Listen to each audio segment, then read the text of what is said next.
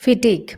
आज इस वर्ड के बारे में कुछ नई चीज़ें सीखेंगे, कुछ नया इन्फॉर्मेशन को रिकॉल करेंगे। ह्यूमन रिसोर्स मैनेजमेंट में कंप्लीट सीरीज चलिए जहाँ पे कंटेंट हिंदी और इंग्लिश दोनों ही मीडियम में आपको अवेलेबल होगा। जनरली फिटिग का मतलब हम सिर्फ ये ले लैंग्वेज में समझते हैं कि एक थकान होना, लेकिन फिटिग जो है हम हमारे सामने कई तरीके के एक्सीडेंट्स, इंजरीज लेकर के आते हैं।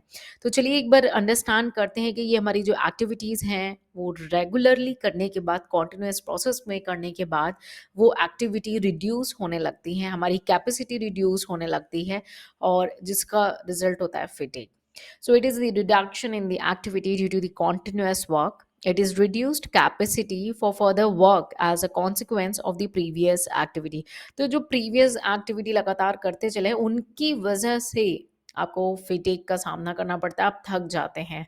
तो जनरली अगर हम वर्क प्लेस से कोरिलेट करें तो इंडस्ट्रियल एक्सीडेंट हो, इंजरीज हो, बिजनेस की परफॉर्मेंस या प्रोडक्टिविटी हो, सब जो है सफ़र करती हैं फिटिग की वजह से और एम्प्लॉय की हेल्थ और सेफ्टी भी कॉम्प्रोमाइज़ हो जाती है।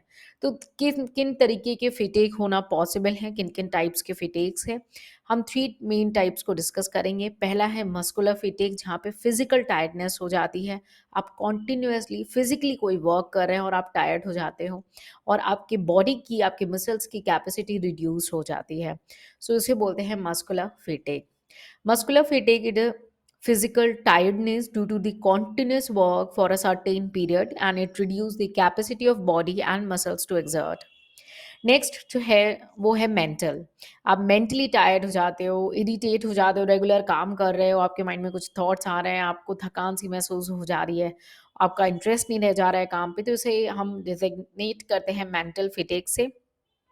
So, mental tiredness and irritation, it reduces control over the thought and causes restlessness. Last है नर्वस, जो कि नर्व हमारे सेल्स हैं, जो मसल्स हैं, वो हमें एक्टिव नहीं रख पाते हैं, हमें कई समय से आप कुछ इमोशनल कॉन्फ्लिक्ट में थे, कुछ इमोशनल ट्रॉमा में थे और इस वजह से आपके माइंड में नेगेटिव फीलिंग चली आती है और आप इतने एक्टिव फील नहीं करते हो। सो ये ऑकर होता है जनरली आपके नर्वस सिस्टम से। So it nervous is the occur when the nerve ending in a muscle fail to keep the muscle active and it is caused by the emotional conflict and repression of the negative feeling.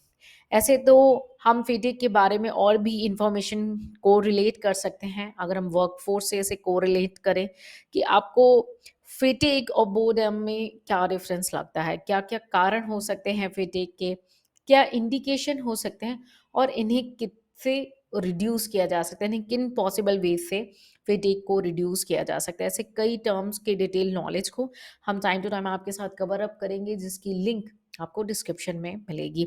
इस PDF की भी link आपको description में मिलेगी जहाँ पे content Hindi और English दोनों में अवेलेबल है। हमारे साथ जुड़े रहें, इन सेशन का मैक्सिमम बेनिफिट ले मिलेंगे नेक्स्ट सेशन में कुछ नया सीखेंगे। Till then take care, bye bye and Jai Hind.